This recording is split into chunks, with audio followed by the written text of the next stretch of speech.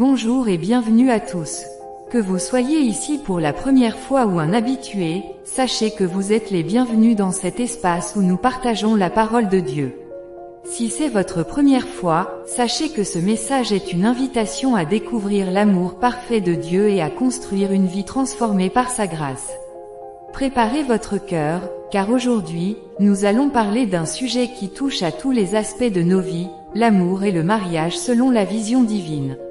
L'amour, ce mot qui résonne dans toutes les langues et dans tous les cœurs, mais qui, bien souvent, est mal compris ou déformé par le monde dans lequel nous vivons. Pourtant, la Bible, qui est la parole de Dieu, nous offre une perspective puissante et profondément édifiante sur ce qu'est l'amour véritable. Dans Proverbes 5 versets 18-19, il est écrit « Réjouis-toi de la femme de ta jeunesse, sois continuellement épris de son amour ». Ce passage nous rappelle que l'amour conjugal n'est pas une simple émotion qui fluctue avec le temps, mais un engagement profond, nourri par Dieu, qui peut grandir et s'épanouir au fil des années.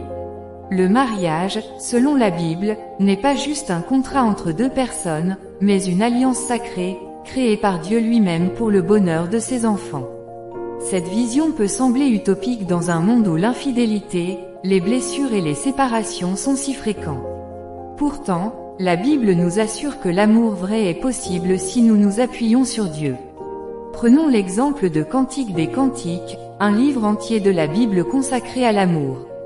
Cet amour décrit entre un homme et une femme n'est pas seulement passionnel, mais également spirituel et durable. C'est un amour qui reflète celui de Christ pour son Église, sacrifié, inébranlable et plein de grâce. Dans Éphésiens 5 versets 25-29, il est écrit « Marie, aimez vos femmes comme Christ a aimé l'Église et s'est livré lui-même pour elle ». Cela nous montre que l'amour, dans le mariage, est un acte de don de soi.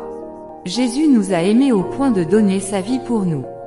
Et c'est ce modèle d'amour que Dieu nous invite à suivre dans nos relations, en mettant de côté l'égoïsme et en choisissant de servir et de chérir l'autre, jour après jour. Mais comment vivre cet amour dans un monde qui valorise la gratification immédiate et l'indépendance? La réponse se trouve dans une relation personnelle avec Dieu. L'amour humain seul peut s'épuiser, mais lorsque nous le bâtissons sur les fondations de la foi, il est renouvelé chaque jour par la puissance du Saint-Esprit. Application pratique. 1. Renouveler notre confiance en Dieu. Si vous traversez des difficultés dans votre mariage ou dans vos relations, tournez-vous vers Dieu. Priez ensemble et laissez-le restaurer ce qui semble brisé.